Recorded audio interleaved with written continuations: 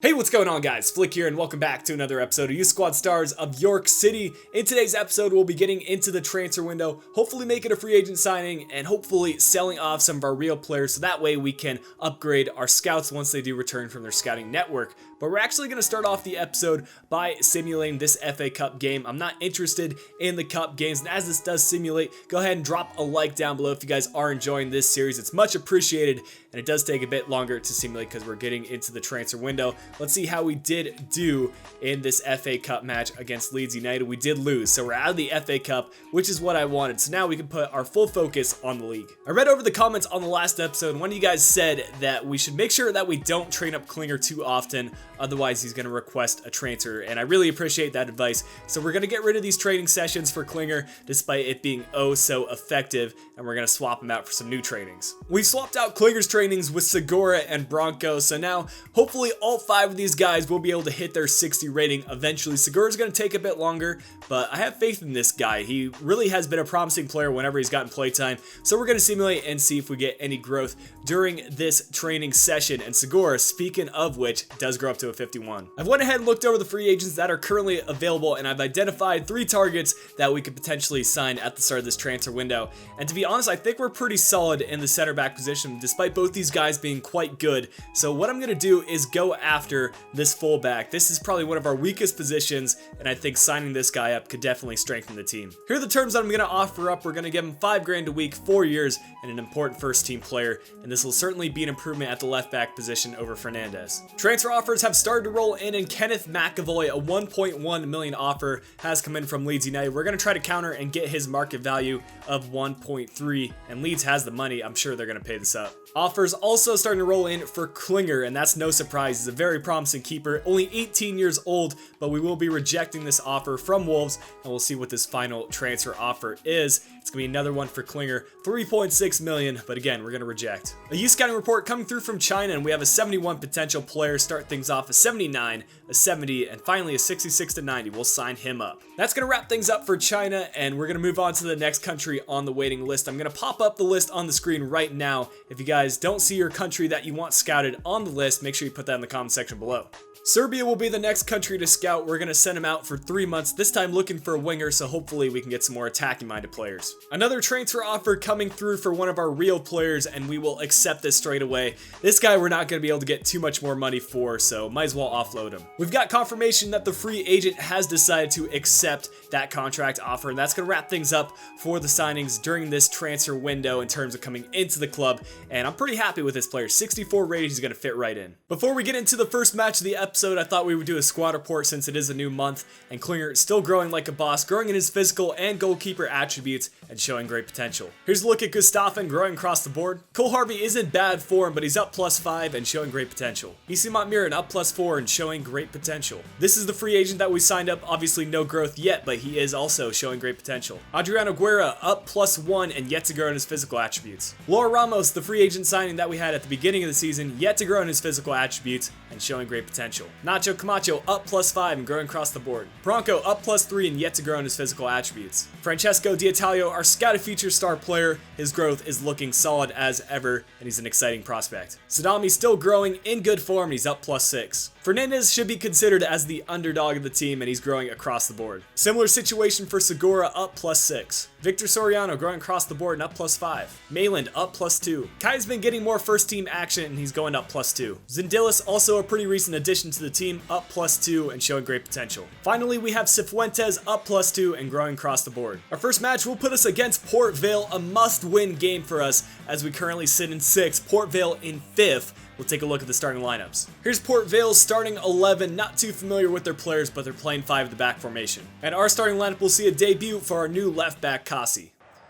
Throw in here for Port Vale, and we're going to look to get the steal Gustafsson, a nice steal made, and we have him on the wing. He's going to make a good run, looking for Sadami, and it will find him. Just has to play it back to D'Italio. That was a poor pass by Sadami. That's an opportunity that we can't be missing. Corner kick for Port Vale. It's been a pretty slow half, but these are the kind of chances that the CPU can usually score. Klinger gets a punch to it, and it's a good punch out as well because we can get on the counterattack potentially. Sadami helping D'Italio out, and he's going to use him. We can maybe find D'Italio on this over-the-top through ball, still trying to retain possession, but Port Vale dealing with it well. Could be a chance for us just before half. Sadami has space in front of him. And he's going to look to cut inside, get by the defense, getting by a couple of players. We need to find the cross in the middle, and we will find the cross. Alnwick with the stop, though. I would have liked that to go a bit more central, but we're going to go into the halftime break on that note, and we nearly get the goal. Stats-wise, Port Vale has been the more superior team. Neither team has a shot on target. We nearly had that one at the end, but we've got to change some things going into the second half. Oh, D'Italia with a pretty good run to start off the half. We might be able to do something already. D'Italia, oh, go on, and now playing in the middle, it's Sadami! He's gonna hit that off the crossbar, I can't believe it! Robinson on the ball for Port Vale, and now looking for options in the middle. He will send in the cross, and that's gonna be a goal. Just like that, Port Vale get the opening goal on their first shot on target. We should have equalized or even gotten the lead just a few minutes ago with that chance with Sadami, but now Port Vale has the lead. We're gonna have to look to get a draw. Some good play, and Guerra on the ball is going to look to play it out wide. It's a good ball outside to Bronco. Can we get on the end of this? And somehow nobody got their noggin on it. It's out for a goal kick. Changes coming in. We're going to bring Fernandez on for Gustafsson, and we're also going to give Kaya a little bit of play time, going in for Guerra. Final substitute, I think Segura is going to be our impact sub, going in for Bronco. A throw-in for us with only 15 minutes left in this game. We're going to have to do whatever we're going to do quite quickly if we're going to get this draw. But now this is a chance. Cutzy, our new signing, trying to slip this one through. It's a good ball, but Duffy does clear it away. Can we win this header? It's going to go back into the box, but Port Vale collect it. Oh, what have we done? Robinson's not going to put that. Yep, he's going to put that away. Okay, 2-0, and Klinger makes a mistake. It was honestly my mistake, to be honest, but yeah, we pretty much just threw this game away. Full time for us, and the match ends at 2-0. Honestly, a poor performance by the team. 2 shots and 1 on target is despicable, and we're not going to get very many results winning like that. Good news for us, as Leeds have decided to match the 1.3 counter offer for Kenneth McAvoy, and finally the training has paid off. We trained him a bunch last season, and now we get a return for him. Monthly scouting update coming in from Saudi Arabia, a 68 player to start things off, a 68 to 94. We will sign him up. And finally, a 59 to 79. We've got a transfer offer for our left back, Ilissanmi, and although this is a horrendous offer, $45,000 for a player worth $140,000. We're going to have to accept this because I'm afraid these guys are going to leave on pre-contracts, and I'd rather at least get some money for them and offload them immediately. And as I say that, Russell Penn will be leaving the club on a pre-contract, meaning that we're going to have to keep him till the end of the season, but he'll be gone next season. Our next match will see us face Rotherham United, who are currently in 4th place, 7 points above us. And if we want to get back in that playoff zone, we need to make sure we get this win. This is the team we've chosen for this one. I'm hoping the team can step up in this match because last match we just couldn't create chances. We need to work the ball around more and hopefully get some more shots on target. I think part of the reason I have been struggling against some of our opponents is that I play horrendous against the 5-back formation, especially against the legendary CPU, and Rotherham are playing a 4-back, so maybe we'll have better luck in this one. It looks like Bronco unfortunately picked up an injury on that tackle, so we're gonna have to sub him out very early in the game. Luckily we have Segura and Guerra that we can sub on. I'm gonna choose to go with Guerra because he is a right winger by default. Big steal here by Laura Ramos, and if we could just wait for Kai to make that run, we might have a chance to slip this one through. Now back inside, this has to be a chance for us to score. Laura Ramos puts it wide. If we're not scoring those kind of opportunities, I don't know how we will. Here's Sadami, playing it inside. Now it's Guerra taking on the defense. Maybe we can score right here. We need to get inside the box, hopefully get fouled, and it's a penalty kick. If ever we needed a penalty kick, now is the time. Let's get this goal. D'Italia, our more experienced player, will be taking this. 3 bars of power off to the right, and it's in the back of the net. It's 1-0 for us, and the goal drought finally ends. Maybe this will allow us to score some more goals. Going into the halftime break, we finally have the lead, which is a sigh of relief from me. And we were creating chances, not being so clinical as highlighted by that Laura Ramos miss, but if we keep creating chances, the finishing will come in time. Sadami looking to play D'Italia. That's actually a good through ball. And D'Italia might be able to do something with it. Gonna keep it in play. And now trying to work it around. We'll play off the pass. And now Laura Ramos. Had that dreadful miss earlier on, but maybe he can make up for it by creating a good chance. Camacho to Sadami. Now over to our right winger, who got us the penalty kick early on. Now Guerra taking on the defense. Needs to find the pass in the middle. Will play it in the middle, and it's another goal. 2-0 for us, and Kai is the one to score this one. And suddenly, we've come to life. We've started to attack and score some goals. Great finish there. Corner kick for us. Camacho to send it in. And we get it on the near post. And that, I thought, was over the line, but D'Italio goes ahead and finishes the second opportunity. And this just sums up how I feel about FIFA on Legendary. Once you score that first goal, the gameplay is completely different. It's more open, you have more fun, but when the computer gets the first goal, it's just a really slow game. Because we have such a large cushion for a lead, we're going to make our substitutes now and start shifting our focus to the next game. As we did in the last match, Fernandez will be coming on for Gustafsson, and in addition to that, Cifuentes will be coming on for Laura Ramos. There's Clark Harris on the ball, swinging in the cross. We're going to have to clear this one away, and whatever our defender did there to clear it out, it worked out quite well. Taking him out in the process, but now we need to clear it, and their own player got in the way. It's about time that we pick up a win, and maybe this will allow us to carry the momentum to future matches. We created shots in this game, just a completely different match than the last one we played. 9 shots, 4 on target, and I don't really mind if we don't win possession against these kind of teams. Some updates on the Bronco injury as well as another pre-contract departure. Bronco's out for 3 weeks with a sprained ankle, and Galbraith will be leaving the club on a pre-contract. So slowly but surely, these real players will be leaving the club. A scouting update coming through from Australia. 74 potential to start things off, an 83, 62, and finally a 68. Barnett has come through in the clutch, putting in a transfer bid for George Swan, and a pretty decent bid at that, so we're going to accept this. Also coming in is an offer for Reese Thompson, who's worth quite a bit, and he's probably our most valuable player on the team, and I'm going to try to get more from Nottingham Forest. I'm going to see if they're willing to accept a 1.2 million deal. If we can get that amount for him, then we can likely upgrade some of our scouts. In order to finish up the transfer window in today's episode, we still have one match to play against MK Dons. So I'm going to simulate this one against Barry, who are not exactly in the best of form, and they're sitting 15th in the table. So we should be able to pick up the win, and Sadami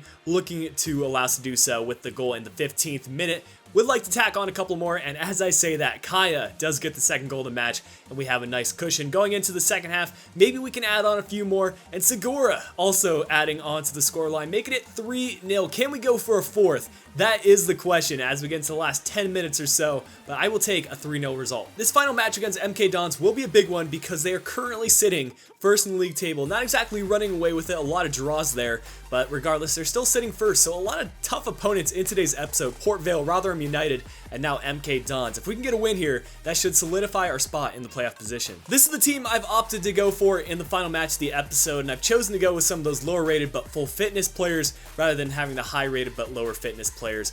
I feel like fitness makes a bigger deal than rating at times, and especially in these League 1 matches. We have a decent chance of winning this match because, again, MK Dons rocking a 4-back formation, and I feel a lot more confident moving forward with that.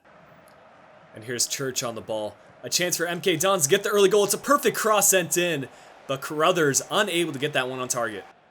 Malin playing it out wide, and now it's Fernandez. Has a lot of pace, and we'll play this one through. We just need to work together some passes. Sadami, one more pass to D'Italio, trying to take on the MK Dons defense, shooting it, and Walsh with a big block, able to get it cleared as well. Some good play here. Sadami trying to play through, and it's Guerra, who's done well, wants to switch the play to Sadami. Wasn't the best through ball, but we're going to keep it in bounds, though, and maybe still create an opportunity. Playing it inside the box now. It's Mayland, who gets tripped up a bit, but it was a clean tackle. Here's Powell moving forward, and this might be the chance for MK Dons to get the first goal in the match. Klinger, what exactly were you doing there?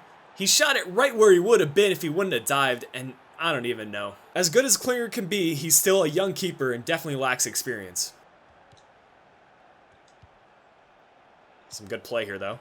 D'Italio. Wow, this is some fantastic play. Sadami put this away for me, and we equalize right away. I haven't seen passing this good with this York City team in quite a while, but what a time to do it. As we go into the halftime break, MK Dons definitely showed why they are currently the top team in the league, but we put in a pretty good performance ourselves, clinical on the few opportunities that we did have, and showcased some pretty decent passing. I think if we can do similar passing in the second half, we could potentially snag this win. Oh, Sadami's beaten one. He's going to try to play through to D'Italio. This could be a chance.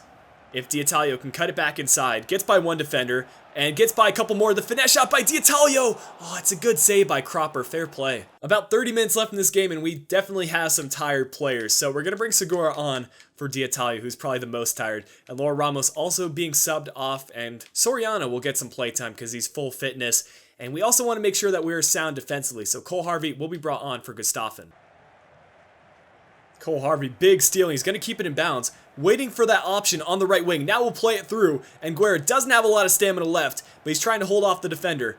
and maybe he can whip in the cross to the far post. It's a decent cross, and maybe we can get this second header. Sadami puts it inside of Soriano. He's gonna hit the post. So unlucky right there. Here are the full-time statistics, a relatively equal match, and I am totally okay with getting a draw against top of the table MK Dons. Let's look to finish up the transfer window, maybe sell off a couple more players. Good news from Nottingham Forest, they've decided to match the 1.2 million for Reece Thompson, which is gonna give us a lot of transfer budget. As transfer deadline day comes to a close, we had no news for this club, but looking around the world at some of the top deals, Bakambu is gonna be heading off to Leverkusen for 17 million, Gabriel to Marseille for 14 million, and Perez to Lazio for 12.5 million. But guys, that's gonna wrap up the episode for today. If you have enjoyed this episode of Youth Squad Stars of York City, make sure you drop a like down below, subscribe if you're new to the channel, and if you want to interact with me on Twitter, Instagram, or Facebook, find those links in the description down below. But until next time, this has been Flake. I'll be talking to you guys again soon.